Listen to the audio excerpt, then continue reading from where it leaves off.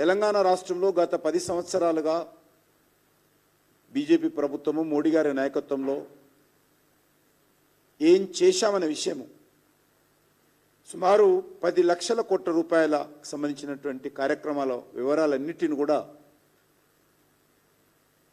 Report to people పేరు మీద 2.5 గంటల పాటు ఒకసారి ఆర్టీసీ కళ్యాణ మంటపంలో, ఒకసారి పింగళ వెంకటరెడ్డి రామరెడ్డి హాల్లో చాలా స్పష్టంగా తెలంగాణ ప్రజల ముందు పెట్టడం జరిగింది. అంతేకాకుండా ఆయన మరోగాడు ముందుకెళ్ళి నేనేదో కేంద్ర మంత్రులను బెదిరిస్తున్నానని మాట్లాడతాను. ఇంత దిగజారి మాట్లాడితే ముఖ్యమంత్రి గారు ఏమాత్రం తెలంగాణకు శోభ పెరుగుతుందో అర్థం చేసుకోవాలి.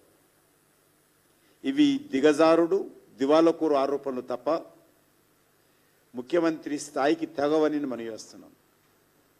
కేంద్ర మంత్రులు నేను బెదిరిస్తానా?